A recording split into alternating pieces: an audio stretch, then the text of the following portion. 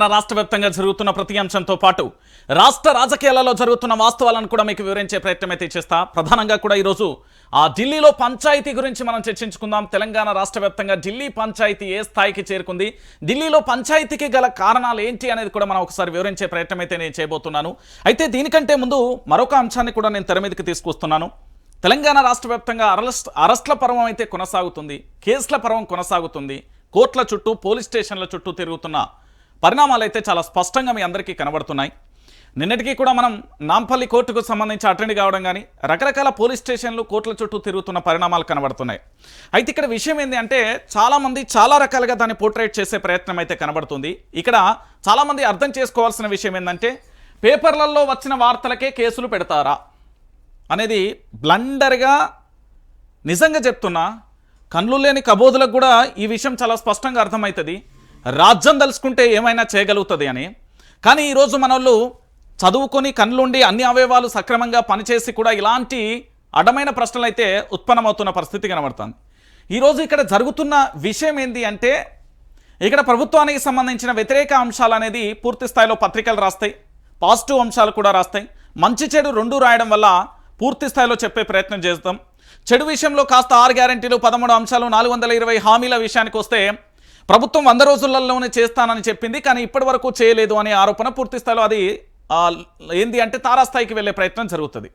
మరి ఈరోజు అలాంటి పరిస్థితి చోటు చేసుకున్నప్పుడు ఎందుకు వాటి మీద ఎఫ్ఐఆర్లు అయితే అంటే ప్రభుత్వానికి సంబంధించిన నెగిటివిటీ అనేది ప్రచారం జరుగుతుంది కాబట్టి, దానివల్ల ఇబ్బంది అవుతుంది కాబట్టి వీళ్ళు పోలీస్ స్టేషన్లోనూ కోర్టులను ఆశ్రయించే ప్రయత్నం జరుగుతుంది. ఒకటి అక్కడ.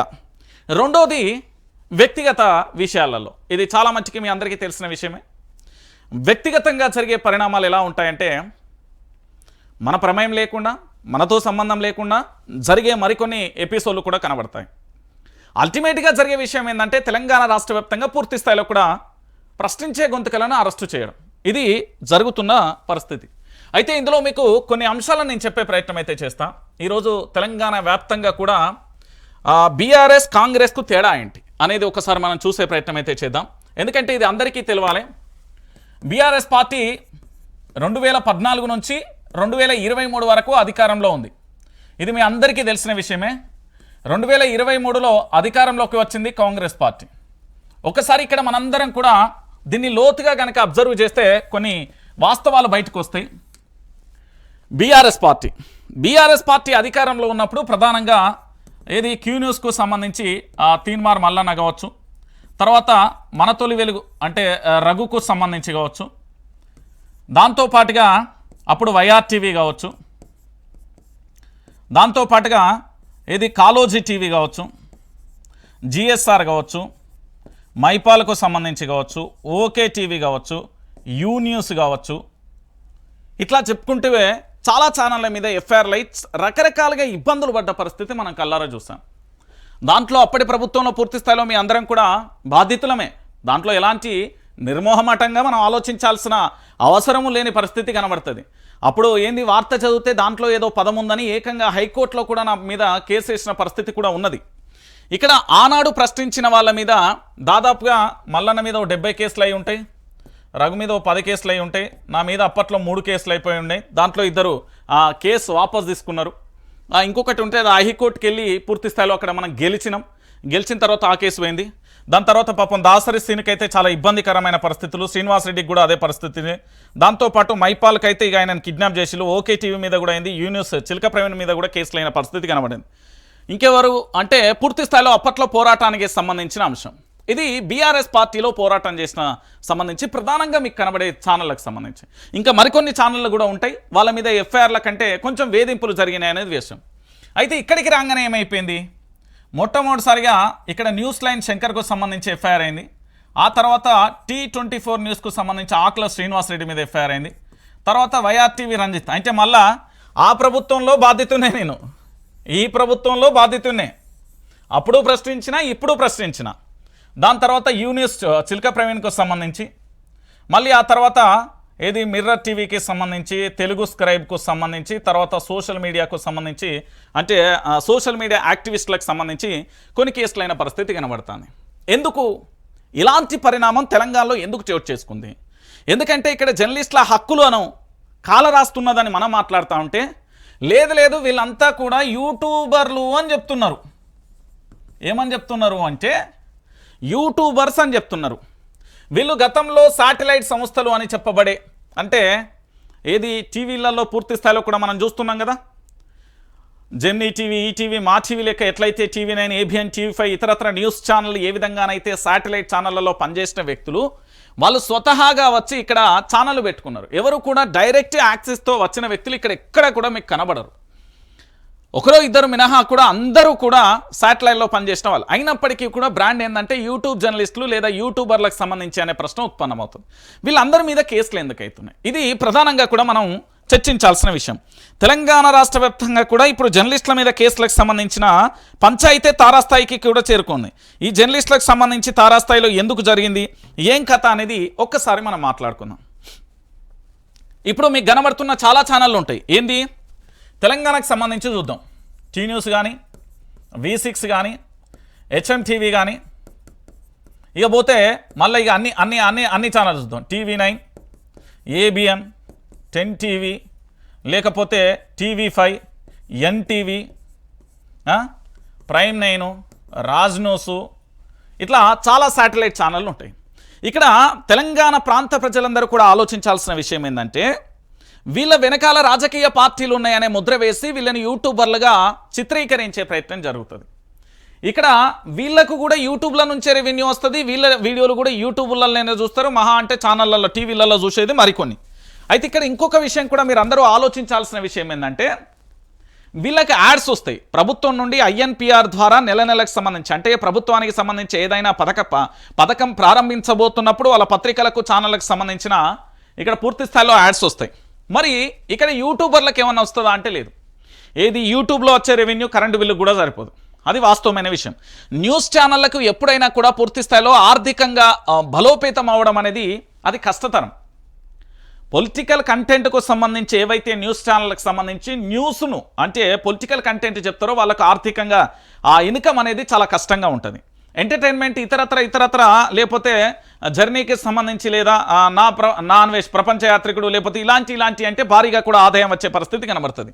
కానీ ఇక్కడ న్యూస్కు సంబంధించిన పొలిటికల్కు సంబంధించి చెప్పే ఇక్కడ ఏవైతే ఛానళ్ళు ఉన్నాయో వీళ్ళకి రావు. మరి ఇక్కడ ఆదాయ వనరు ప్రభుత్వం నుండి వస్తుంది. దాని వెనకాల ఖచ్చితంగా కూడా ఏదో ఒక బలమైన రాజకీయ శక్తులు ఉంటాయి. అవి బయటికి కనబడపోయినా ఈ ఛానల్ అన్నింటిని కూడా మెయింటైన్ చేస్తాయి అనేది వాస్తవం. ఈరోజు ABN ఏ విధంగా నడుస్తుంది, NTV ఏ విధంగా నడుస్తుంది, టీవీ9 కానీ, టీవీ5 కానీ, HM టీవీ కానీ, V6 కానీ, టీ న్యూస్ కానీ. ఇక V6 అంటే ఎక్కడ అధికారం అక్కడ ఉంటే అక్కడ మా వివేక్ వెంకటస్వామిది కాబట్టి అది క్లారిటీ. ఇది మీ అందరికీ కూడా తెలిసిన విషయమే. సో దీంట్లో ప్రధానంగా కూడా యాడ్స్తోని ఈ ఛానళ్ళన్నీ కూడా ఏంది పూర్తిగా కూడా తమ యొక్క ప్రస్థానాన్ని ముందుకు సాగించే ప్రయత్నం జరుగుతుంది. అంటే ప్రభుత్వం నుండి వారికి కాస్త ఆదాయం వస్తుంది.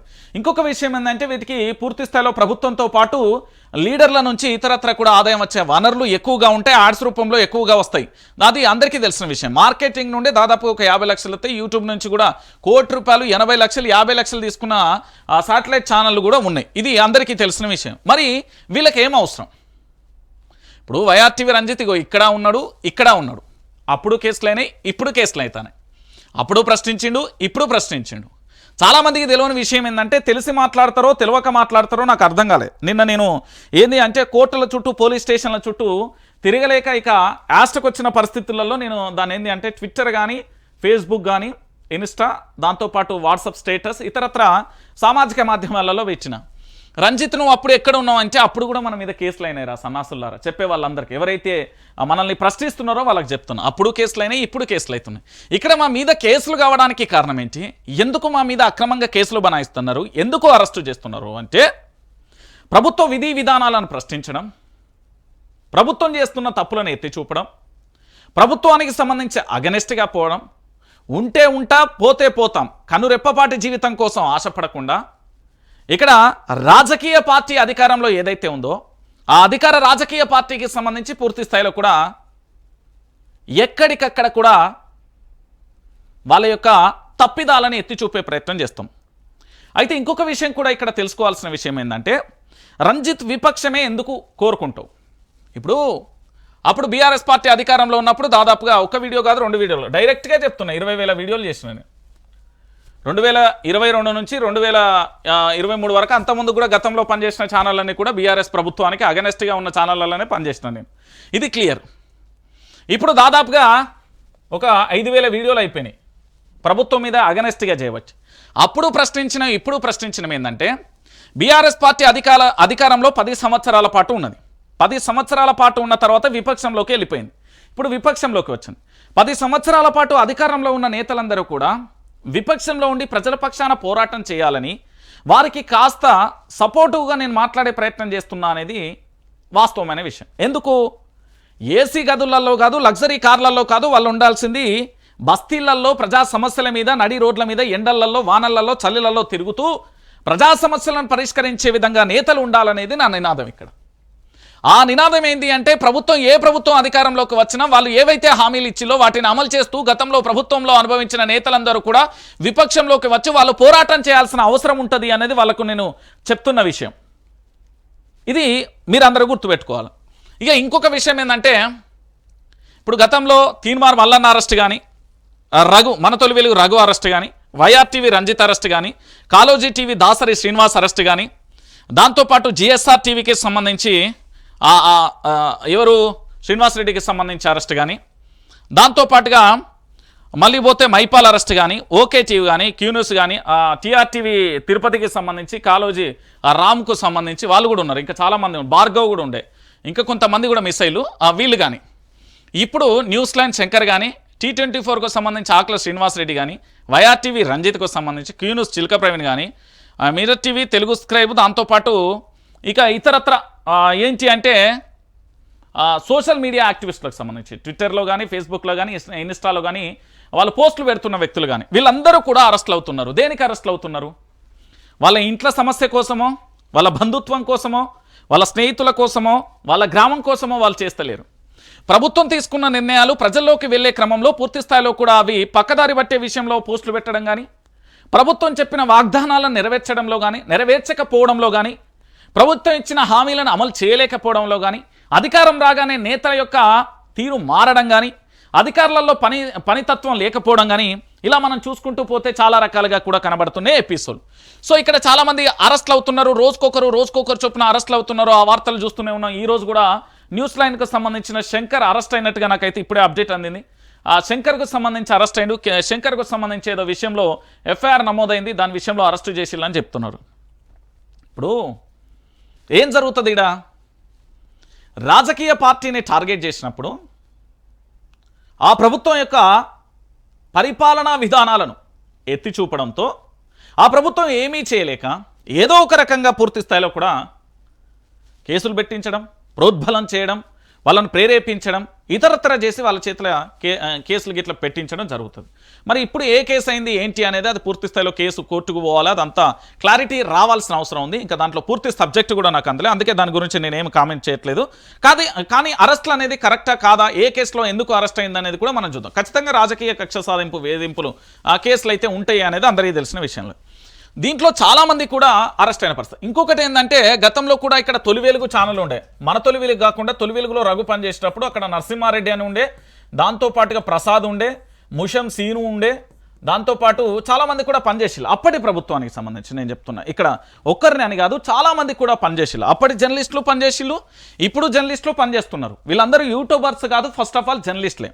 ఇక్కడ ఇంకొక విషయం ఏంటంటే కొంతమంది తమ పార్టీకి అనుకూలంగా ముద్ర పడిపోయి ఇటే వెళ్ళిపోయారు. అంటే ఐదర్ కాంగ్రెస్ కావచ్చు, బీజేపీ కావచ్చు, బీఆర్ఎస్ కావచ్చు, ఇట్లా పార్టీల ముద్ర పడింది అనే ఒక కోణంలో పూర్తి స్థాయిలో కూడా జరుగుతున్న పరిణామాలను మనం చూస్తున్నాం. అయితే ఇక్కడ ఈ అరెస్టులన్నీ ఎందుకు జరుగుతున్నాయి, మరి శాటిలైట్ సంస్థలలో ఎందుకు అరెస్టులు జరగట్లేదు అనేది ప్రభుత్వ విధి విధానాలను విమర్శించడంతో పాటు ప్రభుత్వం చేస్తున్న తప్పులను ఎత్తి చూపడంతో పాటుగా ప్రభుత్వం యొక్క పరిపాలనా వ్యవస్థను గుర్తు చేస్తూ, అధికారాలను విధులను గుర్తు చేస్తూ వాళ్ళు చేయాల్సిన పనులకు సంబంధించి ఇది చేయట్లేదు, ఈ విధంగా వ్యవహరించడం కరెక్టు కాదు అని చెప్పడానికి మీరెవరు? ఇది పెద్ద ప్రశ్న ఉత్పన్నమవుతుంది. అయితే ఇక్కడ మరొక విషయం గుర్తుపెట్టుకోవాలి, ప్రభుత్వానికి ప్రజలకు మధ్య వారధిగా ఉండేదే జర్నలిజం. ఇది చాలామందికి తెలుసు. ప్రభుత్వానికి ప్రజలకు మధ్య వారధిగా ఉండేదే జర్నలిజం. ఈ జర్నలిజం ప్రకారం పూర్తి స్థాయిలో కూడా ఎఫ్ఐఆర్లకు సంబంధించి పూర్తి స్థాయిలో కూడా శాటిలైట్ సంస్థలకు సంబంధించి రకరకాలుగా ఉంటాయి. ఇక ఒక్కొక్కరిది ఒక్కొక్క వర్గంగా ఉంటుంది. సో ఇక్కడ ఏంటి అంటే పార్టీలకు ఆపాదించి పార్టీలకు ముద్ర వేసేది, ఇప్పుడు మన ఊరున్నది, మన గ్రామంలో మొన్నటి వరకు బీఆర్ఎస్ పార్టీకి సంబంధించిన ఆయన తిరిగిండు బీఆర్ఎస్లో, ఇలా కాంగ్రెస్ పార్టీకి వచ్చిండు. బీఆర్ఎస్ వాళ్ళు ఏమంటే వాడు మనం పట్టారా కాదు కదరా అంటారు. కాంగ్రెస్ వాళ్ళు ఏమంటే మొన్నటిదాకా వాడు అలా తిరిగి వచ్చిండు, ఇప్పుడు మనోడేరా భయ్ వాళ్ళు బీఆర్ఎస్ వాళ్ళు అంటారు. అంటే ఏ విధంగా రాజకీయ పార్టీల కండువలు కప్పి మారుతారో అట్లా ఇక్కడ జర్నలిజంలో అట్లా ఉండదు. విపక్ష జెండా ఎత్తుకున్నప్పుడు అది ఎన్ని ఆటుపోటులైనా ఎన్ని కష్ట నష్టాలైనా ఎదుర్కోవాల్సిందే. చట్టం ముందు అందరూ సమానులే అంటాం కదా, చట్టం తన పని తాను చేసుకుంటూ పోతున్న పరిస్థితి కనబడుతుంది. అయితే ఈ చట్టానికి సంబంధించి మరి వాళ్ళకి సంబంధించి పూర్తి స్థాయిలో కూడా చూస్తున్నాం కదా, చట్టం ఎట్లా పనిచేస్తుంది ఏం కథ అనేది కూడా మనందరికీ తెలిసిన విషయమే. సరే, మొత్తానికి నేనేమంటున్నానంటే శాటిలైట్ సంస్థలకు సంబంధించి అరెస్టులు ఎందుకు ఉండట్లేదు అంటే వారికి ఆర్థిక మూలాలు అనేది యాడ్స్ రూపంలో వస్తాయి, ప్రకటనల రూపంలో వస్తాయి, ఇతరత్ర మార్గాలు కూడా చాలా ఉంటాయి, కోకొల్లలుగా ఉంటాయి. కానీ యూట్యూబ్కు సంబంధించి ప్రశ్నించే మాలాంటి జర్నలిస్టులకు దీంట్లో వచ్చే ఆదాయం చాలా తక్కువగా ఉంటుంది. మహా అంటే నాకు తెలిసినంత వరకు ఒక 50,000 లోపు వస్తుంది. అది ఎంత కంటెంట్ బలంగా ఉన్నా ఎన్ని వీడియోలు పోయినా కూడా. న్యూస్ ఎవరైనా వార్తలు అనగానే చాలామంది కూడా న్యూస్ ఓపెన్ చేసి చూసే అంత లేదు. ఎంటర్టైన్మెంట్ అంటే చూస్తారేమో, రీల్స్కు సంబంధించి ఇతరత్ర చూస్తారు కావచ్చు, కానీ న్యూస్కు మాత్రం చూసే పరిస్థితి చాలా తక్కువగా ఉంటుంది. దీంట్లో ఇన్కమ్ చాలా తక్కువ ఉంటుంది. ఇది ఆర్థికంగా చాలా ఇబ్బందులు పడుతూ కూడా చాలామంది దీన్ని రన్ చేస్తారు. అలాంటి వాళ్ళు చాలామంది ఉన్నారు. అందరు జర్నలిస్టుల పరిస్థితి అదే అనుకో, ఇక ఒక్కరిద్దరని చెప్పడానికి లేదు. ఇక మొత్తానికి అరెస్టులకు కావడానికి కారణం ఏంటంటే ఒక వ్యక్తి తన యొక్క సంస్థ నడుపుతూ ప్రజలకు సంబంధించి పూర్తి స్థాయిలో వాస్తవాలను తెలియజేస్తున్న క్రమంలో దాన్ని ప్రభుత్వం జీర్ణించుకోలేకపోతే 4 దిక్కులు కదా, ఏదో ఒక దిక్కు నుండి అకారణంగా కేసు వస్తుంది, లేదా బట్టగాల్సి మీదేసే ప్రయత్నం జరుగుతుంది, ఏదో ఒకటి జరుగుతుంది. అట్లా తంతుగా మారిపోతున్న పరిస్థితి కనబడుతుంది. దీనికి పులి స్టాప్ పడాలంటే పులి స్టాప్ పడాలి. ఒక జర్నలిస్టుకు ఆపద వచ్చినప్పుడు అన్ని జర్నలిస్టు యూనియన్లు కదిలినప్పుడే అది జరుగుతుంది. ఒక జర్నలిస్టుకు ఆపద వచ్చినప్పుడు అన్ని రాజకీయ పార్టీలకు సంబంధించి కదిలినప్పుడే జరుగుతుంది. మరి వాళ్ళు ఎందుకు వస్తారు, వాళ్ళు రారు కదా అంటే ఒక్కొక్కరికి ఒక్కొక్క రకమైన ముసుకుంది. ఆ ముసుగు తొలిగేది చాలా సమయం పడుతుంది. అది ఇప్పట్లో మాత్రం చాలా కష్టం, నాకు కూడా తెలుసు అది. ఎందుకంటే వాళ్ళు అందరూ కొంతమంది చాలామంది మంచి జర్నలిస్టులు ఉన్నారు, కొంతమంది పార్టీల కోసం పనిచేసే వాళ్ళు ఉన్నారు. ఇక రకరకాలుగా ఉంటుంది. వాళ్ళది ఎట్లున్నది అనేది కూడా మనం చూస్తున్న పరిస్థితి కనబడింది. సో మొత్తానికి నేనేమంటున్నానంటే తెలంగాణ యావత్తు ప్రజలందరినీ కూడా వైఆర్టీవీ వ్యూవర్స్కి నేను చెప్పే మాట ఏంటంటే ఈ తెలంగాణలో ప్రశ్నించే గొంతుకలను మీరు కాపాడుకోవాలి. ప్రభుత్వం దౌర్జన్యం చేస్తలేదు, పోలీసులు ఇంకేం చేస్తారో మీకు తెలుసు, చట్టాలు ఏం చేస్తారో మీకు తెలుసు. దాని గురించి మనం పెద్దగా మాట్లాడాల్సిన అవసరం లేదు.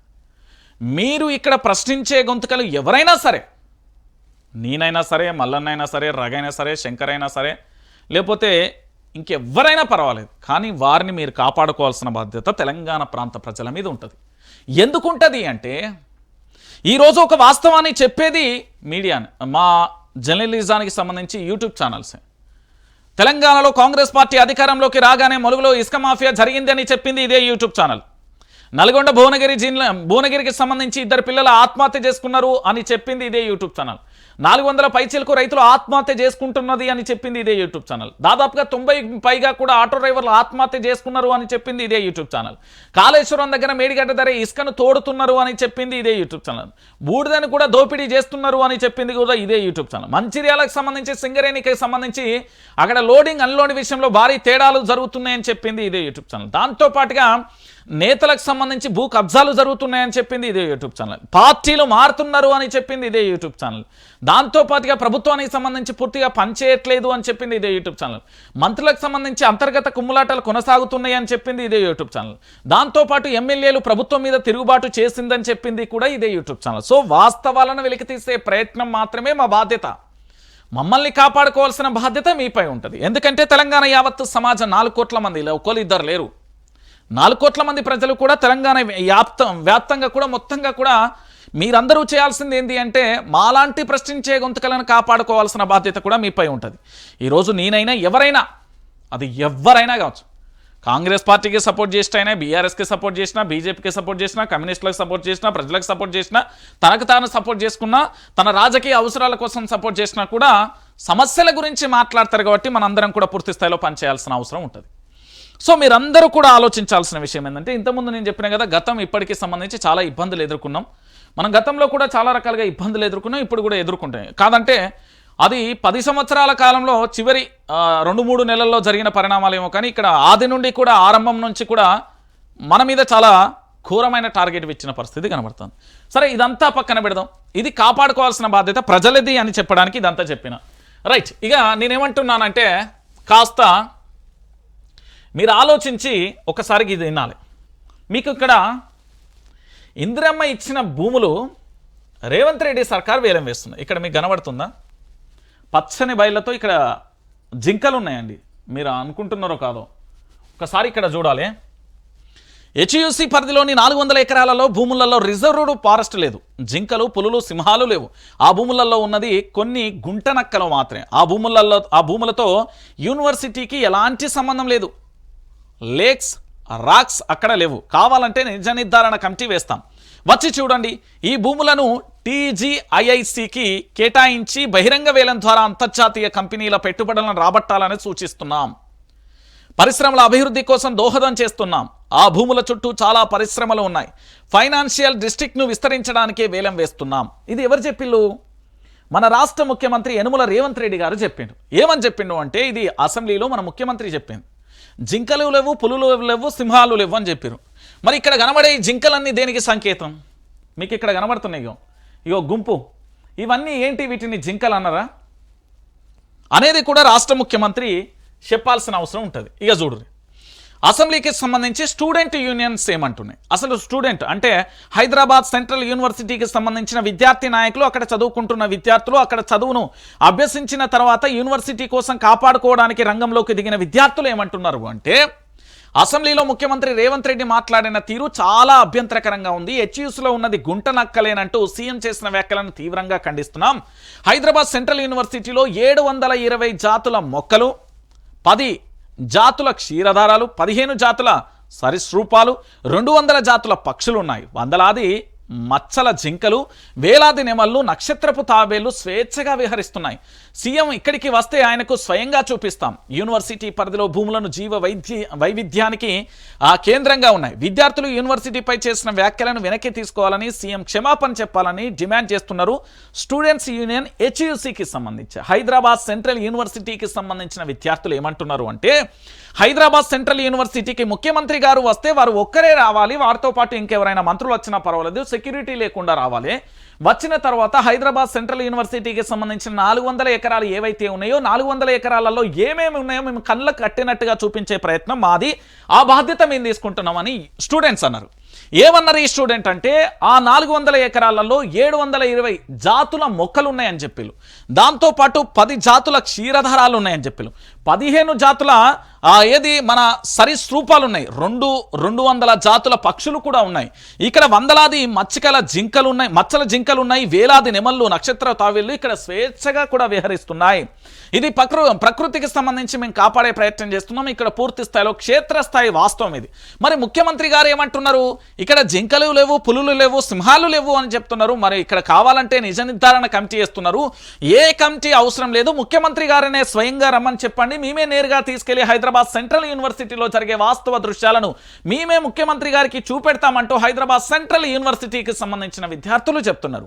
ఎందుకు చెప్తున్నారు అంటే, హైదరాబాద్ సెంట్రల్ యూనివర్సిటీలలో దాదాపుగా అనేక రకాల మొక్కలు, జంతువులతో పాటు అక్కడ జరుగుతున్న వాస్తవాలను ముఖ్యమంత్రి గారికి నేను కళ్ళకు కట్టినట్టుగా అక్కడ వాస్తవాలను మేము చూపించే ప్రయత్నం చేస్తాం. అది చూసిన తర్వాత వెనక్కి తీసుకొని ఇక పూర్తి స్థాయిలో కూడా హైదరాబాద్ సెంట్రల్ యూనివర్సిటీ భూముల విషయంలో ఇక ముఖ్యమంత్రి ఎప్పుడు కూడా ఏ ముఖ్యమంత్రి కూడా మాట్లాడకుండా ఒక జీవోను తీసుకొచ్చి మా యూనివర్సిటీ భూముల రక్షణకై నడుం బిగించేలా పనిచేస్తారో అడగండి అని చెప్తున్నారు.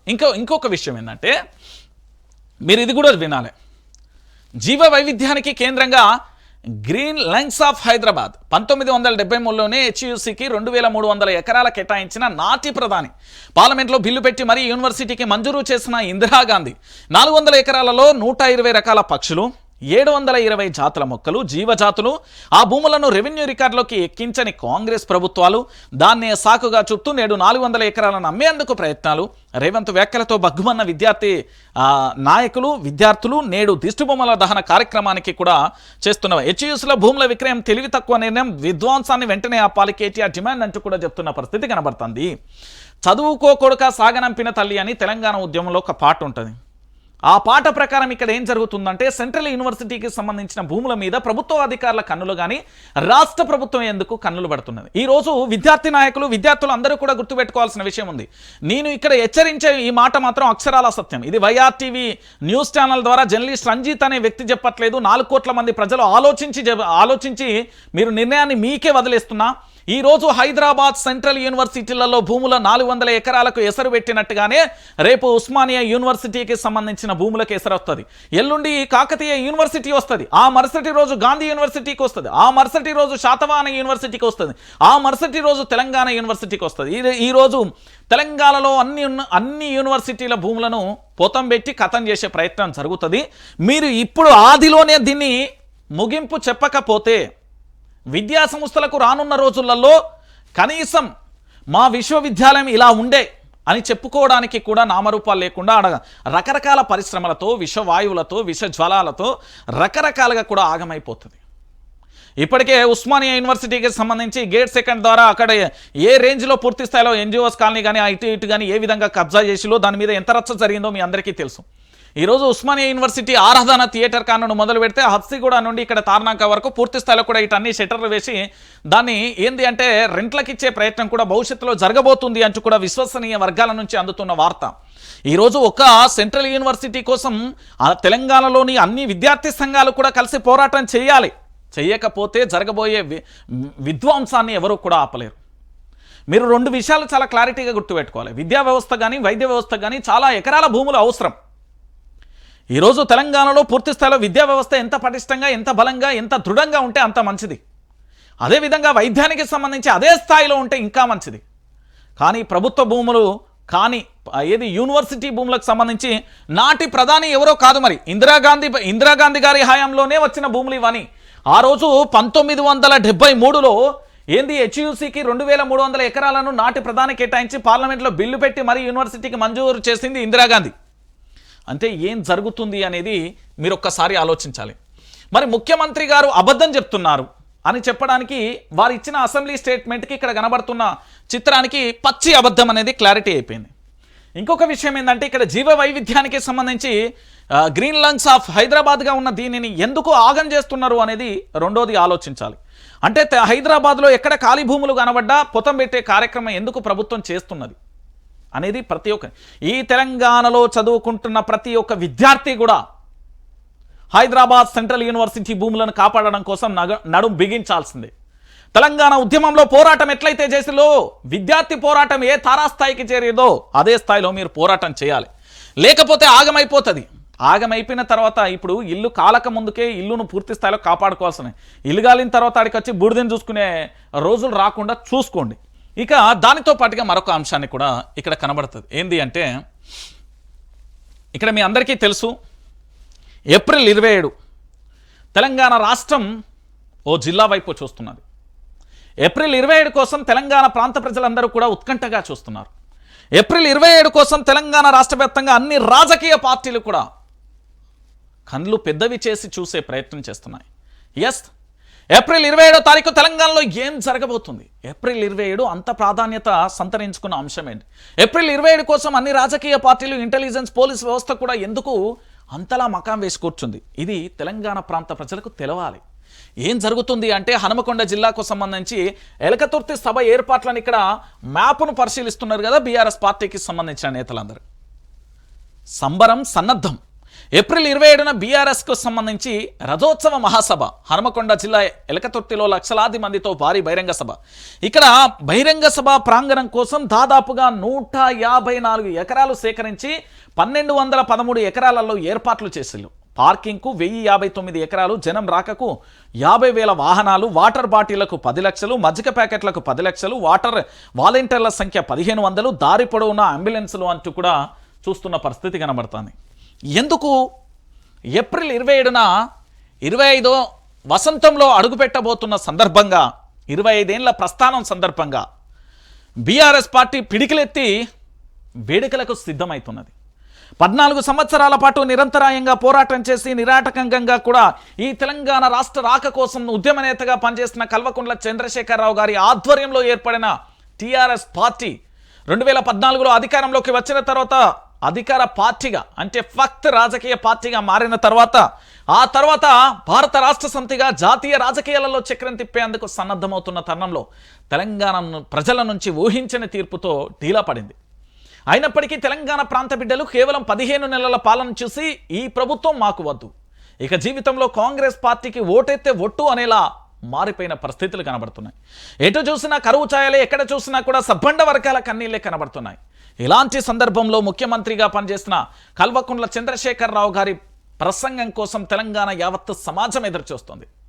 కేసీఆర్ మాటలు ఏ విధంగా ఉండబోతున్నాయి, కేసీఆర్ వ్యూహాలు ఎలా ఉండబోతున్నాయి, కేసీఆర్ కార్యాచరణ ఎలా ఉండబోతుంది అనేది వారు చాలా ఉత్కంఠగా ఎదురుచూస్తున్నారు.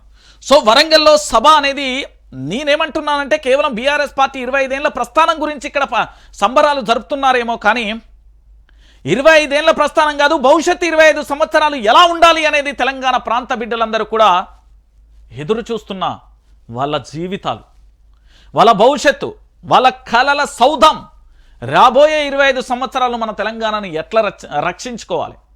ఎందుకంటే కాంగ్రెస్ పార్టీకి ఓటేశాం, కానీ కాంగ్రెస్ పార్టీకి ఓటేసిన మరుక్షణమే ఆగమైపోయిన నా తెలంగాణను చూసి తల్లి పురిటి నొప్పులో ఓలే కన్నీళ్లు పెట్టుకున్న పరిస్థితి కనబడుతుంది.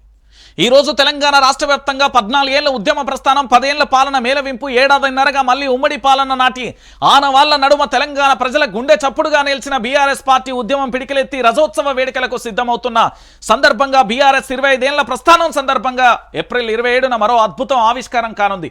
లక్షలాది మందితో జరిగే రథోత్సవ మహాసభకు బీఆర్ఎస్ సిద్ధమవుతుంది. హనుమకొండ జిల్లాలోని మండల కేంద్రంలోని ఎలకుర్తి ఈ మహాసభకు వేదిక అవుతుంది. రాష్ట్ర వ్యాప్తంగా లక్షలాది జనాలు, వేలాది వాహనాలు రాకపోకలు అనువుగా ఉండే ఎలకతుర్తిని మహాసభ వేలాదిగా కూడా బీఆర్ఎస్ అధినేత కేసీఆర్ నిర్ణయించారు. గులాబీ దళపతి కేసీఆర్ ఆదేశాల మేరకు బీఆర్ఎస్ ముఖ్య నేతలు ఈ సభకు సంబంధించిన ఏర్పాట్లు చేస్తున్నారు. ఇక్కడ కనబడుతున్నది కేవలం ఏర్పాట్లే కాదు, 25 ఏళ్ల ప్రస్థానం బీఆర్ఎస్ ను చూశారు. రాబోయే 25 ఏళ్లను ఏ విధంగా తెలంగాణ ప్రాంత ప్రజలు కాపాడుకోవాలి, మరొకసారి ఏ విధంగానైతే ఎండాకాలం వచ్చిందంటే నీళ్ల కోసం ఎదురు చూడకుండా 24 గంటల కరెంటు ఉంటుందనే ధీమాతోని సంక్షేమ పథకాలన్నీ నా ఇంటి తలుపు తడతాయనే ధైర్యంతో పడుకోవాలంటే మళ్ళొక్కసారి కేసీఆర్ ఇయ్యబోయే స్పీచ్ కోసం ఎదురు చూస్తున్నారు తెలంగాణ ప్రాంత ప్రజలు. ఇది వాస్తవం, ఇది చాలా నిజం, ఇది పచ్చి నిజం.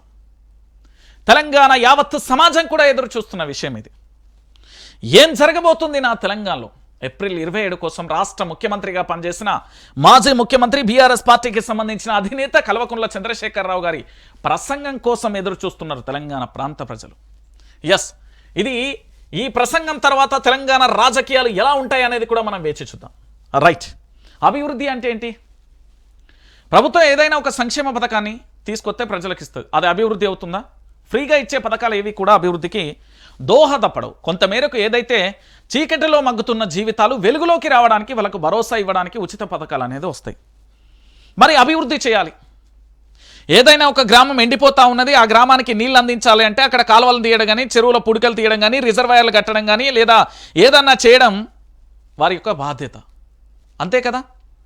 మరి ప్రజల కోసం మనం చేయాల్సిన ఈ బాధ్యతలో జరుగుతున్న గోల్మాల్ను కూడా తెలుసుకోవాలి కదా. నిజమే కదా. ఆ గోల్మాల్ ఎలా ఉండబోతుంది, ఆ గోల్మాల్ ఎందుకు జరుగుతుంది, ఈ గోల్మాల్ జరగడానికి కారణం ఏంటి, ఎందుకు ఇక్కడ లాబింగులు జరుగుతాయి, ఎందుకు ఇక్కడ అవినీతి జరుగుతుంది అనేది ఒకసారి మీ కళ్ళకు కనిపించేలా నేను దృశ్యాన్ని చూపెడితే ఒకసారి చూడండి. ఇక్కడ కనబడుతున్న మెగా టెండర్ల దందా అని కనబడుతున్నది. మెగా టెండర్ల దందా దేనికోసం?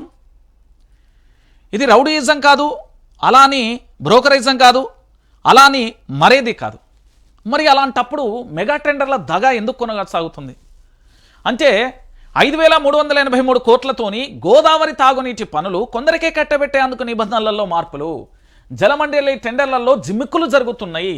ఏం జరుగుతుంది ఇక్కడ? జీవో 94కు నీళ్లు వదిలి చిత్ర విచిత్రంగా సాంకేతిక అర్హతల రూపకల్పన, పైప్ లైన్లకు ఒకలా, శుద్ధి కేంద్రాలకు మరోలా నిబంధనలు తయారు, విద్యుత్ పనులలో పొంతన లేకుండా సంస్థల అర్హతల నిర్ధారణ, 2 ప్యాకేజీలలోని ఒకే రకమైన పనులను సైతం వేరువేరు ప్రమాణాలు, బడా కంపెనీలకు అనిపాతంలా మారిన అధికారుల నిబంధనలు, మల్లన్న సాగర్ నుంచి నీటి తరలింపు నిర్ణయంపై ఇప్పటికే విమర్శలు, గత ప్రభుత్వం ప్రతిపాదనకు కూడా భిన్నంగా దూరంగా వ్యయం భారీగా పెంపు జరిగింది. ఎందుకు జరుగుతున్నది ఇప్పుడు చెప్తాను. 100 కిలోల బరువు మోసే ఒక వెయిట్ లిఫ్టింగ్ ఛాంపియన్షిప్ పోటీ ప్రారంభమైంది. నిబంధనల ప్రకారం గతంలో కనీసం 50 కిలోల బరువు మోసే వారిని ఎంపిక చేయాల్సి ఉన్నది. కానీ సెలెక్టర్లు ఏం చేసిర్రు? 20 కిలోల బరువు ఎత్తినోళ్ళైతే సరిపోతుందని చెప్పారు. 30 నుంచి 40, 150 కిలోల బరువు ఎత్తిన వారు వచ్చినా సరే కుదరదు, ఖచ్చితంగా 22 కిలోలు ఎత్తిన అనుభవం ఉన్న వాళ్ళకే కావాలంటున్నారు. అంటే వాళ్ళ దృష్టిలో ఎవరు 22 కిలోల బరువు ఎత్తి ఉండి వ్యక్తి ఉండాలి. ఎవరైతే 22 కిలోల బరువును ఎత్తిన వ్యక్తి అయి ఉండాలి. ఆయన కోసమే వాళ్ళ నిబంధనలను అమలు చేశారన్నమాట. ఇప్పుడు జలమండలి విషయంలో కూడా ఇటీవల పిలిచిన గోదావరి మంచినీటి పథకంలోని టెండర్ల తీరు కూడా గిట్లనే ఉన్నది. అంటే ఇక్కడ మీకు అర్థం కావాల్సిన విషయం ఏంటంటే, ప్రజలకు త్రాగునీటి పేరుతో ఏదైతే ప్రాజెక్టు చేస్తున్నారో ఆ ప్రాజెక్టుకు సంబంధించి సామర్థ్యానికంటే సామర్థ్యం 100% ఆ కంపెనీకి సంబంధించిన సామర్థ్యం ఉన్నది. కానీ 100% సామర్థ్యం చేసే కంపెనీలు మనకొద్దు, ఆ టెండర్లు చేసే కంపెనీలు మనకొద్దు, కేవలం 50% ఉంటే సరిపోతుంది అనేది అధికారుల లెక్కలు తప్పుల తడకగా మార్చి ఈరోజు ఆ ప్రాజెక్టును వేరువేరు ప్రమాణాలతో వేరువేరు విధంగా మొత్తం మార్చేసి ఎవరి స్వార్థ ప్రయోజనాలకు ఎవరికి లబ్ధి చేకూర్చేందుకు ఈ విధంగా టెండర్లు మారుస్తున్నది అనేది ఇప్పటి వరకు కూడా చెప్పలేకపోతున్నది. మీ అందరికీ అర్థం కావాల్సిన విషయం ఏంటంటే, ఇక్కడ గోదావరి మంచినీటి పథకంలో 5,389 కోట్ల పనుల కోసం జలమండలి టెండర్లు పిలిచింది. అయితే పైప్ లైన్లో దూరం పెంచి అంచనా వేయని అంతకంతకు రూపొందించిన పథకం టెండర్లలో అర్హత ప్రమాణాలను ఇష్టానుసారంగా పొందుపరచడం తీవ్ర ఆరోపణలకు తావిస్తున్నది. జీవో 94 ప్రకారం కూడా టెండర్ల ప్రక్రియ నిర్వహిస్తున్నామని ఆ డాక్యుమెంట్లలో స్పష్టంగా పేర్కొని ఆ జీవోకే తూట్లు పడిచి అర్హతల ప్రమాణాలు నిర్ధారించడం అంటే ఎవరి కోసం ఈ ఉల్లంఘనలు అనే అనుమానాలు వ్యక్తమవుతున్నాయి. ముఖ్యంగా కూడా అధికారులు 5,383 కోట్ల ప్రాజెక్టు కేవలం 2 ప్యాకేజీలుగా విభజించడమే కాకుండా పైప్ లైన్లు, శుద్ధి కేంద్రాలు, రిజర్వాయర్లు, విద్యుత్ సబ్ స్టేషన్లు ఇలా అన్ని రకాల పనులను ఒక్కో ప్యాకేజీలోనే కుక్కారు. ఒక్కో దానికి ఒక్కో రీతిలో అర్హతలు నిర్ధారించడమే కాకుండా అసలు 2 ప్యాకేజీలు ఒక రకమైన పనులను సైతం వేరువేరు ప్రమాణాలను వేరువేరు అర్హతలను రూపొందించడం ఏంటి అనేది అధికారులకే తెలియాలి. చివరకు ఇంతకంటే ఎక్కువ సామర్థ్యం పనులు చేసేవారు ఉన్నా కూడా ఈ టెండర్లో సాంకేతిక అర్హత సాధించే అవకాశాలు లేకుండా మెలికలు పెట్టడంతో కనీసం పోటీలలో టెండర్ లేకుండా పోయిన పరిస్థితి కనబడుతుంది. ఇప్పుడు మీకు క్లారిటీగా కూడా నేను చెప్పే ప్రయత్నం అయితే చేస్తా. ఇక్కడ విషయం ఏంటంటే, తెలంగాణ రాష్ట్ర వ్యాప్తంగా కూడా వీళ్ళు ఏం చేసిళ్ళు అంటే, ఒకసారి చెప్తా, ఈ గ్లాసులు తీసుకురావాలి ఒకసారి తెలంగాణ ప్రాంత బిడ్డలందరికీ కూడా అర్థం కావాలి.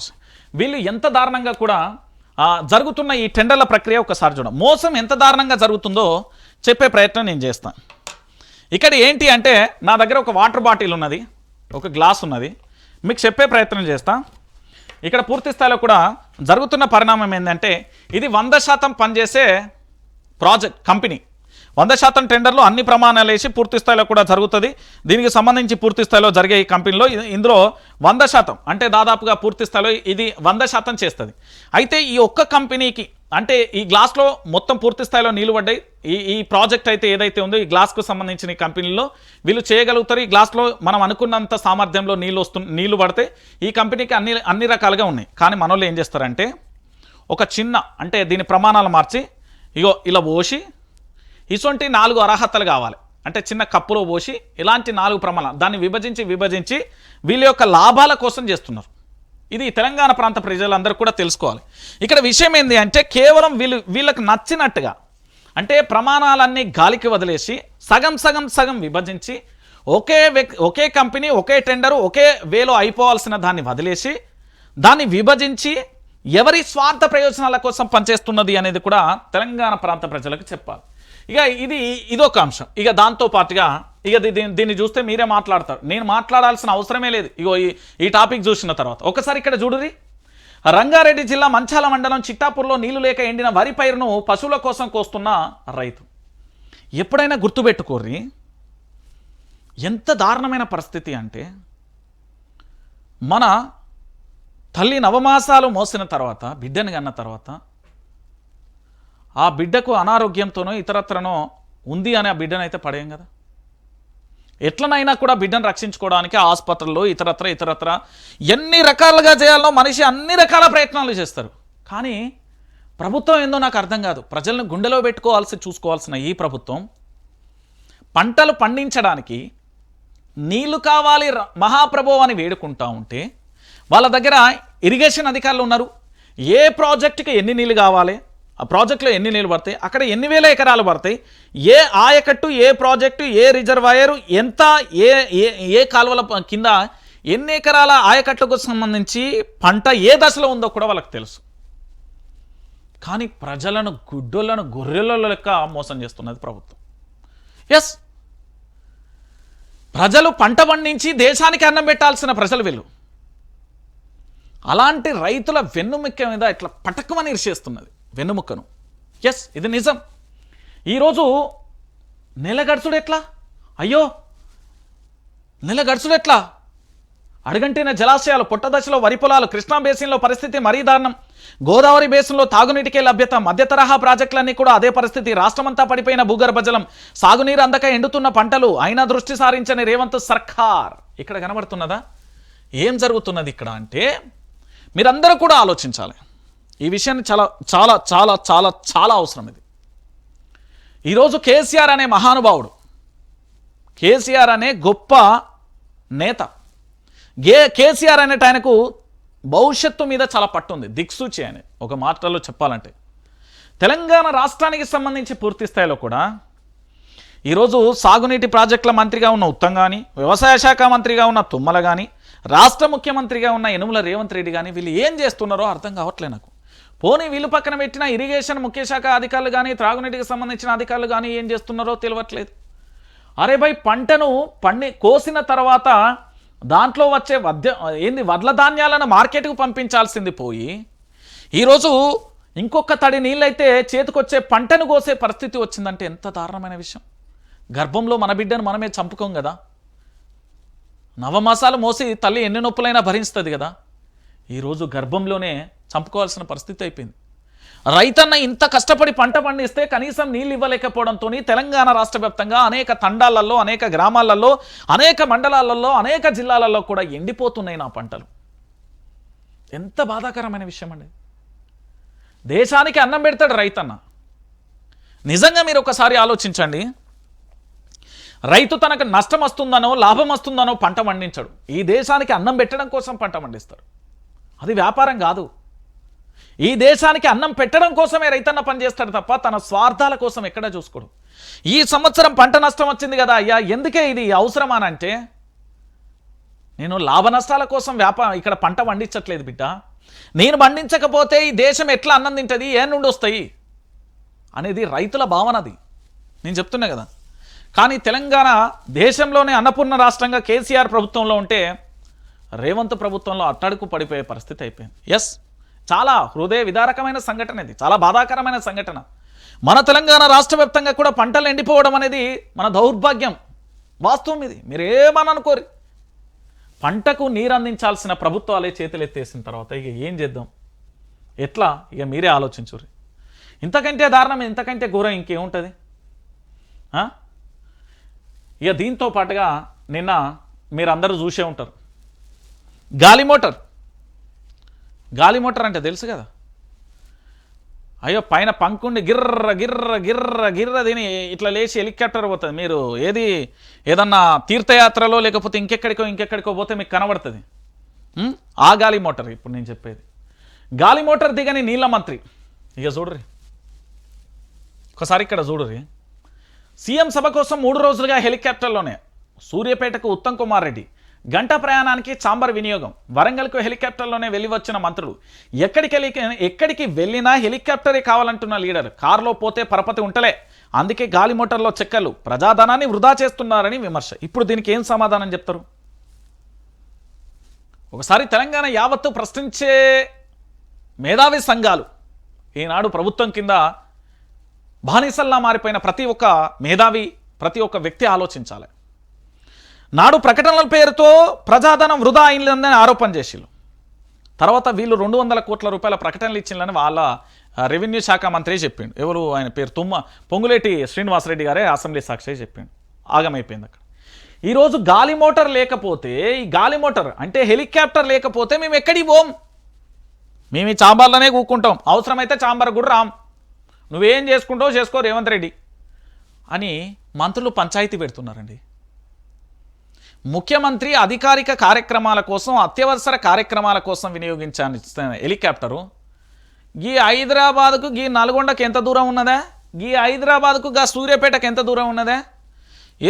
మేము కార్లలో అత్తంటే మమ్మల్ని ఎవరు దేక్తలేరు, గాలి మోటార్లనే పోతామని పోతున్న పరిస్థితి కనబడుతుంది. ఒకసారి చూడురి. రాష్ట్రంలో ప్రజాక్షేమం కోసం కంటే లీడర్ల విలాసాలకే ఎక్కువ ప్రజాధనం వృధా ఖర్చు అవుతుందని విమర్శలు వినిపిస్తున్నాయి. చిన్న దూరానికి కూడా మంత్రులు హెలికాప్టర్లలోనే పోతున్నారు. ఒక మంత్రిని చూసి మరో మంత్రి ఇలా మంత్రులంతా గాలిమోటర్లతోనే తమ నియోజకవర్గాల పర్యటనకు వెళ్తున్నారన్న ఆరోపణలు వినబడుతున్నాయి. మంత్రి ఉత్తమ్ కుమార్ రెడ్డి వరుసగా 3 రోజులుగా సూర్యాపేట నియోజకవర్గానికి హెలికాప్టర్లో వెళ్లి రావడం సర్వత్రా చర్చనీయాంశంగా మారింది. అతని పర్యటనలు చూసి ఇరిగేషన్ మంత్రి కాస్త ఏవియేషన్ మంత్రిగా మారారంటూ విమర్శలు వస్తున్నాయి. ఏమైతుంది? రాష్ట్రంలో గాలిమోటార్ల హవానే కొనసాగుతుంది. ముఖ్యమంత్రితో పాటు మంత్రులు సైతం రోజు హెలికాప్టర్లను చెక్కలు కొడుతున్నారు. చిన్నపాటి దూరానికి కూడా లక్షల రూపాయలు ఖర్చు పెట్టి తిరుగుతున్నారన్న విమర్శలు వినబడుతున్న పరిస్థితి కనబడుతుంది. ఎవరి పైసలు ఇవి? రాష్ట్ర ముఖ్యమంత్రి యనుమల రేవంత్ రెడ్డి గారి ఇంట్ల నుంచి కట్టరు, మంత్రి ఉత్తమ్ కుమార్ రెడ్డి ఇంట్ల నుంచి కట్టరు, పొంగులేటి శ్రీనివాసరెడ్డి ఇంట్ల నుంచి కట్టరు, మంత్రుల ఇళ్లకెళ్ళి కట్టరు, ఎమ్మెల్యేల ఇళ్లకెళ్ళి కట్టరు. మరి ఎవరు కడతారు ఈ పైసలు? మనైరా నాయనా బంగారం బుజ్జి కన్నా, మన పైసలు అవి. మనం పన్నుల రూపంలో కడుతున్న పైసలని ఇట్లా దుబారాగా చేస్తున్నారు వీళ్ళు. మరి వీళ్ళని మంత్రి పదవులకి వెళ్ళి రాజీనామా చేయంటే తప్పే ఉన్నది. ఇలా గట్టెట్టుంటుంది? వాళ్ళు మంత్రి అయిందే దాన్ని తిరగనీక కాదు కదా. కాంగ్రెస్ పార్టీ అధికారంలోకి రావడానికి పెట్టుకున్న ట్యాగ్ లైన్ మార్పు. మరి తెలంగాణ రాష్ట్రంలో మార్పు అంటే ఇప్పుడు ట్యాగ్ లైన్ ఏంటి? మార్పు అంటే సైకిల్ ఎక్కం, కారు ఎక్కం, హెలికాప్టర్ ఎక్కుతాం, ఇది మార్పు. మార్పు అంటే కార్యకర్తలు బాగుపడద్దు, ఎవరు బాగుపడద్దు, ఓన్లీ మంత్రులు, ఎమ్మెల్యేలు, ఎమ్మెల్సీలు, ఎంపీలు, ముఖ్యమంత్రి బాగుపడాలి. ఇది మార్పు అండి తెలంగాణలో. నిజం భై, వీళ్ళ జీవితాలలో మార్పు వచ్చింది, మా జీవితాలలో చీకటైంది. ఇది ఎవరు ఒప్పుకున్నా ఒప్పుకోపోయినా నిజం ఇది. ఇక దాంతోపాటుగా ఇంకొక అంశాన్ని కూడా చూడుర్రి. వరంగల్ దద్దరిల్లిపోవాలి, మహాకుంభమేళను తలపించాలి. ఏప్రిల్ 27న బీఆర్ఎస్ రజోత్సవం. తెలంగాణ బలమేందో చూపిద్దాం. ప్రజలే ఆ సభను విజయవంతం చేస్తారు. కాంగ్రెస్ పార్టీకి అబద్ధాలు చెప్పుడు అలవాటైంది. ఆఖరికి అప్పుల మీద కూడా తప్పుల లెక్కలే. ప్రజలే దానికి బుద్ధి చెప్తారు. ఎమ్మెల్సీ కవిత. సర్కార్ వైఫల్యాలను బడ్జెట్ సమావేశంలో ఎండగడతాం. సంపాదన సృష్టించే సోయి లేక ఎదురుదాడి. శాసన మండలి విపక్ష నేత ఎమ్మెల్సీ మధుసూదనాచారి అంటూ కూడా చూస్తున్నాను. నేనేమంటున్నానంటే, ఓరుగల్లు రణమైతుంది, ఓరుగల్లు కిక్కిరుస్తుంది, ఓరుగల్లు రణమై ఘనమై ఏంది తెలంగాణ మొత్తం రాష్ట్ర వ్యాప్తంగా కూడా ఓరుగల్లు వైపే అన్ని పార్టీల సూప్ అవుతుంది. బండెనక బండి కట్టి 16 బండ్లు కట్టి ఏ బండెనక పోతారో నైజాము సర్కరోడా అంట కదా. బండెనక బండ్లు వస్తూ ఉంటే కాంగ్రెసు సెక్రటరియట్లో ఉన్న కాంగ్రెస్ గుండెలలో రైలు మూత మోగాలి. ప్రజలందరూ ఆడికి పోతుంటే ఆడ సభ జరుగుతుందా, మహా కుంభమేళ జరుగుతుందా అన్నట్టు ఉండాలి. ఇసుకెత్తే రాలనంత మంది అక్కడికి పోవాలి. మన నిరసన, మన గలం, మన బలం అంతా కూడా తెలంగాణ గలం, తెలంగాణ బలం, తెలంగాణ దళాన్ని మొత్తం చూపెట్టాలి ఈ రాష్ట్ర ప్రభుత్వానికి. రాష్ట్ర ప్రభుత్వం భయపడతలేదండి, ఇదైతే వాస్తవమైన విషయం. ఏంది బెదిరింపు ధోరణికి పోతుంది రాష్ట్ర ప్రభుత్వం. రిక్వెస్టింగ్ ధోరణిలో లేదు, బెదిరిస్తున్నారు, భయపెడుతున్నారు, కేసులు పెడుతున్నారు, అక్రమంగా అన్యాయంగా ఆగమాగం చేసే ప్రయత్నం చేస్తున్నారు. అదిరేది లేదు, బెదిరేది లేదు, భయపడేది లేదు. దేనికి భయపడాలి, దేనికి అదరాలి, దేనికి బెదరాలి? మనం చేయాల్సిన పని ఏంది అంటే, ఈ 15 నెలల కాలంలో మనకు జరిగిన అన్యాయాన్ని వరంగల్ సభ సాక్షిగా వెళ్ళగక్కాలి. ఈ 15 నెలల కాలంలో మనం ఎదుర్కొన్న ఘోరమైన విపత్కరమైన సమస్యలను వరంగల్ సభగా ప్రభుత్వాన్ని మీద గర్జించాలి. మీరు గనక వరంగల్ సభకు పోకపోతే ఈ 15 నెలల కాస్తం ఇంకో 15 నెలలు వేసుకుంటే అప్పటికి ఒంటి మీద ఏంది అంటే బట్టలు లేకుండా పోయే పరిస్థితి వస్తుంది. నేను చెప్తున్నా, ఇది ఫైనల్ అయిపోతుంది. కవిత ఇచ్చిన స్టేట్మెంట్ బరాబరి, ఆ స్టేట్మెంట్ ప్రకారం కూడా మనం పోవాల్సిందే, లేకపోతే కథం. ఇక ఏంది, బీఆర్ఎస్ కృషి వల్లే రాష్ట్రానికి బీవైడి ఫార్ములా ఈ రేస్ కేసు వల్లనే కంపెనీ వచ్చింది. 2023లోనే పెట్టుబడికి అంగీకారం. కాంగ్రెస్ది అసమర్థ పాలన, రియల్ డమాల్, ఇన్ఫా సమాధ్. సర్కార్పై కేటీఆర్ విమర్శలు. కేటీఆర్కు బ్రిడ్జ్ ఇండియా ఆహ్వానం. ఐడిఎస్ ఫర్ ఇండియా 2025కి పిలుపు. మే 30న లండన్లో జరగనున్న సదస్సు. ప్రభుత్వం మారిన మీరే రావాలి, మీ ప్రసంగం కోసం ఎదురు చూస్తున్నాం. లేఖలో బ్రిడ్జ్ ఇండియా వ్యవస్థాపకులు ప్రతీక్ దత్తా అంటూ కూడా చెప్పిన పరిస్థితి కనబడుతుంది. అధికారం పోయినంత మాత్రాన ఏంది అంటే లీడరు ఇక దేనికి పనికిరాడు అనుకోవడం వాళ్ళ యొక్క అసమర్థమైన ఆలోచనలు. అధికారం ఉన్నా లేకున్నా రాజసంలా ఉండేది బీఆర్ఎస్ పార్టీ నేతలు, బీఆర్ఎస్ పార్టీలు గుర్తుపెట్టుకోలేదు. ఎందుకంటే వాళ్ళ 14 సంవత్సరాలు వాళ్ళ పోరాటం, వాళ్ళ చరిత్ర చాలా గొప్పది బీఆర్ఎస్ వాళ్ళది. 14 సంవత్సరాల అధికారానికి దూరంగా ఉండి ప్రజల మధ్యలో ఏంది అంటే ఎండాకాలంలో ఎండుకుంటా, వానాకాలంలో దడుచుకుంటా, చలికాలంలో వణుక్కుంటా వాళ్ళు చేసిన పోరాటం అమోఘం అసలు. కాబట్టి ఖచ్చితంగా కూడా వాళ్ళ పార్టీ గట్టిగానే బతుకుంటుంది. దాన్ని ఎన్ని ముక్కలు చేద్దామన్నా అనుకునేటోడు ముక్కలు అయిపోతాడేమో కానీ ఆ పార్టీకి ఏం కాదు. కాబట్టి కేటీఆర్ అయినా, హరీష్ రావు అయినా, కవిత అయినా, కేసీఆర్ అయినా, బీఆర్ఎస్ పార్టీకి సంబంధించిన మాజీ మంత్రులైనా, ఎమ్మెల్యేలైనా, ఎవరైనా వాళ్ళు చేసిన అభివృద్ధి వాళ్ళని కాపాడుతుంది. వాళ్ళని నమ్ముకున్న ఖచ్చితంగా కూడా ప్రజలకు న్యాయం జరుగుతుంది. విపక్షం ఇప్పుడు మంచి ఆట మొదలు పెడతారు. వాళ్ళు ఏం సింపుల్గా ఉండదు, వాళ్ళ ఆట బరాబర్ ఉంటుంది. మీరు చూడరు. ఇక దాంతోపాటుగా ఇది చూసిలా తెలుసు కదా, మల్లికార్జున్ ఖర్గే గారు పక్కన ఉన్నది మా ఎమ్మెల్యేనే దొంతి మాధవరెడ్డి. రైట్, ముహూర్తం ఫిక్స్, వైరవీలు ఫిక్స్. ఢిల్లీ పెద్దలను ప్రసన్నం చేసుకోవడానికి అస్థిన బాట.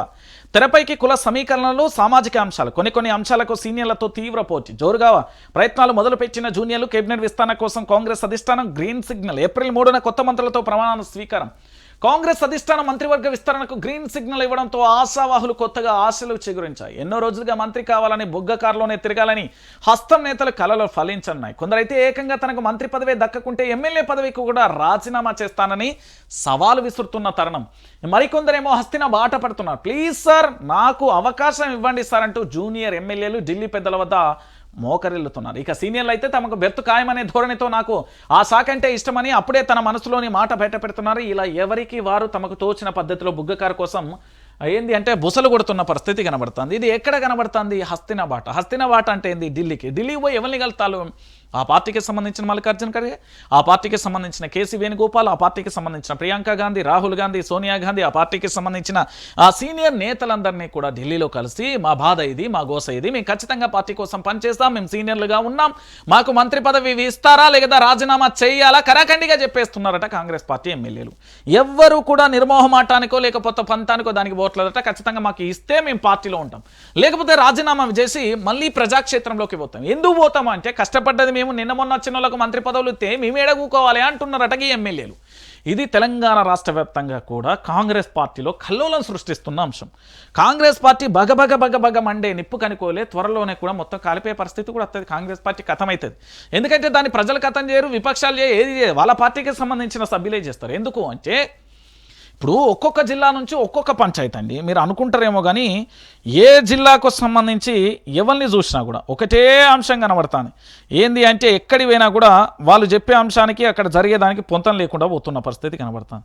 ఏంది అసలు అంటే ఒకసారి మీకు చెప్తా. ఒక్క జిల్లా కాదండి బాబు, ఇది చాలా జిల్లాల నుండి చాలా వారిగా. నేను ఏమంటున్నానంటే ఇదే వీళ్ళ నల్గొండకు సంబంధించి అంటే కాంగ్రెస్ పార్టీ నల్గొండలో ఎంతమంది మంత్రులు మంత్రి పదవి కోసం అంటే వేచి చూస్తున్నారో తెలుసా? ఒకసారి చెప్తా. బాలు నాయక్ అనేట ఆయన నాకు మంత్రి పదవి కావాలంటాను, నల్గొండ జిల్లాకు సంబంధించిన ఆయన. కోమటిరెడ్డి రాజగోపాల్ రెడ్డి నాకు మంత్రి పదవి ఇస్తావా, ఉండాలా పోవాలా అంటాడు. ఇక ఉత్తమ్ కుమార్ రెడ్డికి సంబంధించి నాకు ఎట్లా మంత్రి పదవి వచ్చింది, మా భార్య పద్మావతికి కూడా ఇవ్వాలి అంటున్నాం. దాంతోపాటు బీర్లా ఐలయ్య కూడా నాకు మంత్రి పదవి కావాలి అంటున్నాడు. ఇక జైవీర్ రెడ్డి కూడా మా నాయన కోసం చూసి నా ముఖం చూసి మంత్రి పదవి అంట. ఇది నల్గొండోళ్ళ పంచాయతీ. ఇక పక్కన గిటు నిజామాబాద్కు పోతేనేమో సుదర్శన్ రెడ్డిని పార్టీ కోసం ఎట్లా పనిచేసినో తెలుసు. ఇక షబీరాలి అంటే నా గురించి పెద్దగా మీకు చెప్పాల్సిన అవసరం లేదు. ఇక మదన్ మోహన్ రావు అంటే ఇక ఇంకా అసలు పరిచయం అవసరం లేదని నిజామాబాద్ వాళ్ళు వదిలి పెడతారు. ఆ పక్కనే ఆదిలాబాద్కు పోతే వాళ్ళు ఏమంటారు తెలుసా? ప్రేమ్ సాగర్ రావు ఒక్కసారి ఇచ్చి చూడు రీ అంటాడు. గడ్డం వివేక్ వినోద్ ఏమంటున్నారంటే మేము గింత చేసినా మాకు ఎందుకు ఇయ్యరు అంటున్నారు. ఇక వెల్మడ బొజ్జ ఏమంటున్నారంటే ఒక్కసారి అవకాశం ఇచ్చి చూడు రీ అంటున్నారు. ఇక గట్లనే పక్క నుండి కరీంనగర్కు పోయినాం అనుకో, మక్కాన్ సింగ్ ఎందుకు ఇయ్యరా మాకు అని ఆయన లొల్లి పెడుతున్నాడు. ఆ పక్కనే అడ్లూరి లక్ష్మణ్ అన్న గదే పంచాయతీ పెడుతున్నాడు. ఇక ఆది శ్రీనివాస్ అయితే నేను ముఖ్యమంత్రి ఏమంటే తెల్లారులైతే నేను ప్రభుత్వం ఇప్పునాయా నాకెందుకు ఇయ్యరు అంటున్నారు. ఇంకా పక్క నుండి వరంగల్ మొక్కన పోయినాం అనుకో, నేను మొత్తం అన్ని పార్టీలలో సీనియర్ నాయకుడిని, నా పేరు రేవూరి ప్రకాష్ రెడ్డి, నాకు ఇవ్వాల్సిందే అని ఆయన అంటాడు. లేదు నేను గతంలో మంత్రి పదవులు అనుభవించినా నాకు అన్ని తెలుసు అని కడియం శ్రీగారు అంటాడు. లేదు నేను కాంగ్రెస్ పార్టీ జెండా మోసినా అని దొంతి మాధవ్ రెడ్డి అంటాడు. లేదు ఈ పార్టీ కోసమే షానేళ్ళు కష్టపడ్డా అని నాయన రాజేందర్ రెడ్డి అంటాడు. ఇక గట్లను కాస్త వెనకకు ముందుకు పోతే మహబూబ్ నగర్ సైడ్ పోతే అక్కడ వాకాటి శ్రీహరి అని ఉంటాడు. నాకు ఎందుకు ఇయ్యరు అని అడుగుతున్నాడు. ఇక ఎన్ఎం శ్రీనివాస్ రెడ్డి అయితే ఇక నా గురించి చెప్పాల్సిన జెండా మోసినని మరి నాకు ఇతర ఇయ్యరా అని ఆయన అంటాడు. ఇక రంగారెడ్డి కత్తిల పంచాయతీ ఎట్లున్నదంటే కుక్కలు చింపినిస్తారా కదా. మల్రెడ్డి రంగారెడ్డి నాదే మంత్రి పదవి అంటాడు, ప్రకాష్ గౌడ్ నాదే మంత్రి పదవి అంటాడు, అరకెప్పుడు గాంధీ నాదే అంటాడు, దానం నాగేందర్ నేను కర్షిపేసిన అంటాడు, కాలేయాదే నేను తీసేసుకున్నా అంటాడు. ఇది రంగారెడ్డి పంచాయతీ. ఇక హైదరాబాద్కు సంబంధించి మీ అందరి పెద్ద ఇద్దరే నేతలు ఉంటారు అక్కడ, అజారుద్దీన్ ఒకరు, ఫిరోజ్ ఖాన్ ఒకరు, వీళ్ళిద్దరు పంచాయతీ మొదలుపెట్టారు. ఇక మెదక్ జిల్లాకు సంబంధించి మైనంపల్లి రోహిత్ అయితే ఆల్రెడీ సిద్దిపేటకు సంబంధించి బీఆర్ఎస్ల మీద మా నాయన మస్తు పోరాటం చేస్తుండు, నాకే కావాలా అంటున్నాడు. ఇక దాంతోపాటు జగ్గారెడ్డి అరే పార్టీలో నన్ను కాదని ఎవడిస్తారా బై, ఇక్కడ ఎవడిస్తాడో చూస్తా అంటుండు. దాంతోపాటు సంజీవరెడ్డి అదే పంచాయతీ. ఇక ఈ పార్టీ కూటమితో కొన్ని వచ్చేలే కొంతమంది ఎమ్మెల్సీలు, మీర్ అమీర్ అలీ ఖాన్ కానీ, ప్రొఫెసర్ కోదండరామ్ కానీ, దాంతోపాటు వీళ్ళు ఏం చేస్తున్నారంటే మాకు ఇవ్వాలి అంటున్నారు. ఇటు విజయశాంతి నాదే హోమ్ మినిస్టర్ అంటుంది, అటు దాంతోపాటు బల్మూరి వెంకట్ నాదే మంత్రి పదవి, అద్దంకి దయాకర్ నాదే పదవి. ఇగో గిట్ల కొట్టుకుంటున్నారు వీళ్ళు మామూలుగా ఉన్నది అనుకుంటారా పంచాయతీ, ఎక్కడ వేసిన గొంగడి అక్కడ లెక్క అయిపోయిన పరిస్థితి కనబడుతుంది. ఇక ఇదంతా చూసిన తర్వాత నిన్న ఏది పిల్లగాళ్ళు ఉన్నారు కదా, 40 లక్షలు కాస్త 60 లక్షలు అయ్యాయి. తెలంగాణలో ఎట్లయిపోయిందో మీ అందరికీ తెలిసిన పరిస్థితి. ఇక్కడ పిల్లగాళ్ళు ఏమంటున్నారు అంటే నా పరిస్థితి ఏంది అని, అమ్మ చదువుకోమని హైదరాబాద్కి అయితే పంపించను, నేను గంజి తాగినా గడక తాగినా 5 రూపాయల భోజనం చేసినా లేకపోతే వాటర్ ట్యాంక్ నీళ్ళు తాగినా మంజీరా నీళ్ళు తాగినా నా కడుపుకే తెలుసు, నా బాధకే తెలుసు, కింద కూకుంటే పుండ్లైనా పుస్తకాల పురుగునైనా నాకే తెలుసు అని కష్టపడి చదివారండి. సౌత్ ఏమైపోయింది, గీదైపోయింది. ఏమైపోయింది, గ్రూప్ 1 పోస్టులు అమ్ముకున్నారు.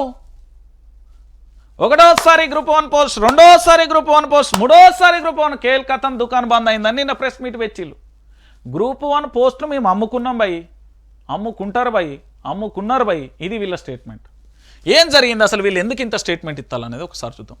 సిబిఐతో విచారణ జరిపించాలి, సీఎం అపాయింట్మెంట్ ఇవ్వడం లేదు, 30 లక్షల మంది పిల్లల జీవితాలు ఆగం చేసిర్రు, కోదండరాం అరగోపాల్ ఎక్కడికి పోయిర్రు, మేధావులు ఏమైనా చచ్చిపోయారా, టీజీపీఎస్సీ చైర్మన్కి ఏమైనా తీవ్రవాద, పిల్లల్ని ఎందుకు కలవడం లేదు, ప్రెస్ క్లబ్లో మీడియాతో తెలంగాణ విటలు అశోక్ పృథ్వీరాజు ఇట్లా చెప్పుకుంటూ పోతే చాలా మంది నేను లొల్లి చేసి రాష్ట్రంలో గ్రూప్ 1 పోస్టులను అమ్ముకున్నారని అశోక్ అకాడమీ చైర్మన్ అశోక్ ఆరోపించారు. హైదరాబాద్ ప్రెస్ క్లబ్లో తెలంగాణ విటలు ఆరోపించిండు. శుక్రవారం నిన్న గ్రూప్ 1 అభ్యర్థులతో కలిసి మీడియా సమావేశం. 563 పోస్టులు ఉంటే 200కు పైగా గ్రూప్ 1 పోస్టులు బ్యాక్డోర్లో అమ్మేశారని ఆరోపించారు. తెలంగాణ పబ్లిక్ సర్వీస్ కమిషన్ అంటేనే ఆగమాగం ఉందని అన్నారు. ఆల్ ఇండియా స్టేట్ టాపర్కి 49.5% మార్కులు వస్తే ఇక్కడ గ్రూప్ 1 మెయిన్స్లో 50% మార్కులు వచ్చిన వాళ్ళు 250 మంది ఉన్నారని, అది ఎలా సాధ్యమైందని ప్రశ్నించారు. దీంట్లో పెద్ద కుంభకోణం జరిగింది, దీన్ని విచారణ చేస్తారా సస్తారా, ఇంతేనట. ఇక్కడ పెద్ద ప్రశ్న ఏం లేదు. ఇక్కడ విట్టలు కానీ అశోక్ కానీ పృథ్వీరాజ్ కానీ ఆ గ్రూప్ 1 ఆస్పిరెంట్ సంబంధించిన విద్యార్థులు కానీ నిరుద్యోగులు కానీ వాళ్ళు అడిగేది ఒకటే, గ్రూప్ 1 పోస్టులు అమ్ముకున్నారా లేదా, అమ్ముకుంటే ఎంతకు అమ్ముకున్నారు, ఎందుకు అమ్ముకున్నారు, మరి మా జీవితాలు ఏంది, మా బతుకులు ఏంది, మా కథ ఏంది అనేది పంచాయతీ సురువైంది. ఇక దీంతోనే ఆగమైపోయింది. ఒక్కసారి తెలంగాణ రాష్ట్ర వ్యాప్తంగా ఓ బిడ్డ, ఓ లచ్చన్న కొడుక, ఓ బుచ్చమ్మ కొడుక, ఓ ఎల్లన్న కొడుక, పరీక్ష రాస్తాం అంటే అది బిడ్డ ఏదో గ్రూప్ 1 అట రాసినావా, రాసిన మరి ఈ టీవీలో అమ్ముకున్నారట కాదు బిడ్డ, నువ్వేమో ఇక్కడ ఏంది మొత్తం ఇక్కడ కూకొని చదవ వచ్చాడ పైసలు పోయినట్టు ఇక ఏడా నౌకరు వస్తుందిరా, దా బాయికాడికి పోదాంపా అనే కాడికి అయిపోయింది. కూలి పోదాంపా, మనం నీతి నిజాయితీగా ఉంటే ఉండనిత్తలేరు, ఏది అసలే కలియుగమే. ఇగో గిట్ట అయిపోయింది. ఇది రాజకీయ పార్టీ. ఇక మరి వీళ్ళ విమర్శలకు ప్రభుత్వం ఏమన్నా మాట్లాడిందంటే గప్చుప్ జిప్పేసిన పరిస్థితి కనబడుతుంది. ఇగో గిట్లున్నది తెలంగాణ. ఇక నిన్న బ్యాంకాక్ మయన్మార్లో భారీ భూకంపం వచ్చింది. కుప్పగూలినాయి పెద్ద పెద్ద భవనాలు, దాదాపుగా 147 మంది పైగా మృతి చెందిలు. మళ్ళీ తెల్లవారుజామున కూడా వచ్చింది, దాదాపుగా 1000 పైచలకు కూడా ఉన్నారు అనేది ఒక అంశం అయితే ఏర్పడుతుంది. శిథిలాల కింద వందలాది మంది ప్రజలను, మృతుల సంఖ్య కూడా భారీగా పెరిగే అవకాశాలున్నాయి. కొనసాగుతున్న సహాయక చర్యలు, నిమిషాల వ్యవధిలో 2 భూకంపాలు. ఇక థాయిలాండ్లో ఎమర్జెన్సీని ప్రకటించిన అక్కడి ప్రధాని బ్యాంకాక్ ఎయిర్పోర్ట్ లాక్డౌన్లో వేసేసిన పరిస్థితి కనబడతాం. ఇక నిత్యం పర్యాటకులతో కలకలలాడే బ్యాంకాక్ ఒక్కసారిగా ఉలిక్కిపడింది. శుక్రవారం భారీ భూకంపం రావడంతో మృత్యుఘోషలు వినిపిస్తున్నాయి. బ్యాంకాక్, మయన్మార్ దేశాలలో భూకంపం ధాటికి భారీ భవనాలు క్షణాలలో నేలమట్టాయి. అప్పటి వరకు ఆహ్లాదకరంగా ఉన్న ప్రదేశాలు కలహీనంగా మారిపోయాయి. పేకమేడలు కూలిన భవనాల కింద చిక్కుకున్న బాధితుల అరుపులు, కేకలు అందరినీ కలిసివేస్తాయి. భూకంపం ధాటితో థాయిలాండ్ దేశంలోని ఎమర్జెన్సీని ప్రకటించింది. ఏంది అంటే ప్రజలకు మంచి చేసే దేశానికి ఏం కాదు. ఆడ ఏముంటుందని మీరు ఏంది, బ్యాంకాక్ అంటే ఏంది, ఆడ ఏముంటుంది మీకు తెలియని కథన. థాయిలాండ్ అంటే ఏంటి, ప్రకృతి కాదు, అన్నిటికీ సమాధానం చెప్పే పరిస్థితి వస్తుంది. ఇక నేనేమంటున్నానంటే మీరు ఏమన్నా అనుకోరు, తెలంగాణ యావత్తు ప్రజలందరికీ చెప్తున్నా. ఈరోజు వైఆర్టీవీకి సంబంధించి పూర్తి స్థాయిలో రిపోర్ట్లు కొడుతున్నారు కాబట్టి ఇక్కడ ఒక లైక్ కనబడ్డదా, ఇక్కడ సబ్స్క్రైబ్, ఇక్కడ లైక్. ఇగో ఇక్కడ లైకులు మీరు ఖచ్చితంగా కొట్టాలి. కొడితే ఏమవుతుంది అంటే వాస్తవాల్లో తెలంగాణ ప్రాంత ప్రజలకు చెప్పినోళ్ళు అయితే నాకు మీరు సపోర్ట్ ఇచ్చిన వాళ్ళు అవుతారు. ఇక్కడ సబ్స్క్రైబ్ చేసుకోరికి ఇక్కడ లైక్ ఖచ్చితంగా చేయాలి. లైక్ కొడితేనే దానికి మరి మా వార్తలకు బలాన్ని చేకూర్చినట్టు ఉంటుంది. ఇగో ఇది తెలంగాణ రాష్ట్ర వ్యాప్తంగా జరుగుతున్న రచ్చ.